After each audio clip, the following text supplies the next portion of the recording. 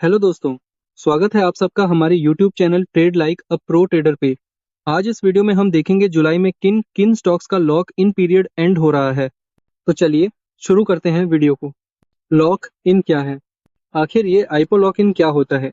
Simple कहें तो जब कोई कंपनी पब्लिक होती है तो उसके प्रमोटर्स, एम्प्लॉय और एंकर इन्वेस्टर्स जैसे प्री आईपो इन्वेस्टर्स को कुछ टाइम तक अपने शेयर्स बेचने की परमिशन नहीं होती।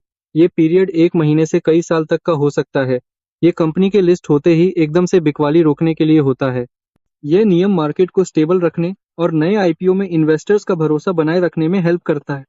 जैसे ही ये पीरियड एंड होता है, उनके शेयर्स अनब्लॉक हो जाते हैं और अब उन्हें बेचा जा सकता है। तो चलिए देखते हैं किन किन स्टॉक्स का लॉक इन पीरियड एंड हो रहे हैं। नुवामा इंस्टीट्यूशनल इक्विटीज की एक रिपोर्ट के अकॉर्डिंग जुलाई में कुल 1 अरब 80 करोड़ डॉलर के शेयर्स अनलॉक होने वाले हैं। इसमें कई कंपनी के लॉक इन पीरियड एंड हो रहे हैं।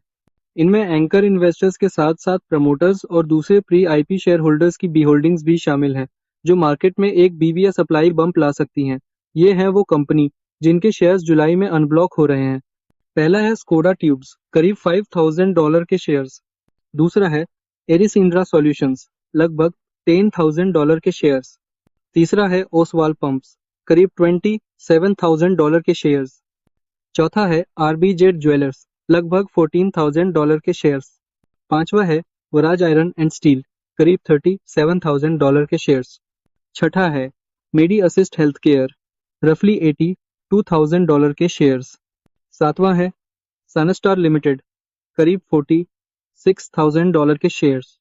आठवां है यूनिमेक एरोस्पेस एंड मैन्युफैक्चरिंग, एक मैसिव $501,000 के शेयर्स। नौवां है ज्योति सीएनसी ऑटोमेशन, एक सिग्निफिकेंट $598,000 के शेयर्स।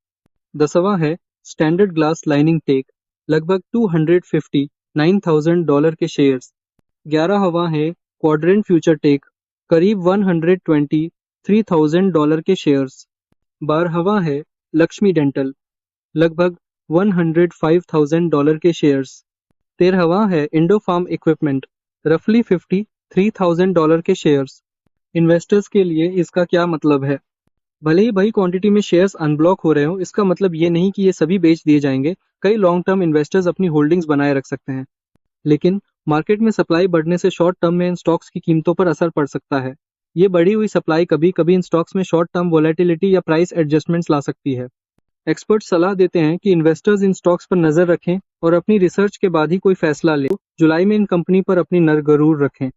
अगर आपको ये वीडियो पसंद आया हो तो इसे लाइक करें, हमारे चैनल को सब्सक्राइब करें और अपने सवाल या सुझाव कमेंट्स में ज़रूर लिखें। देखने के लिए बहुत बहुत धन्यवाद।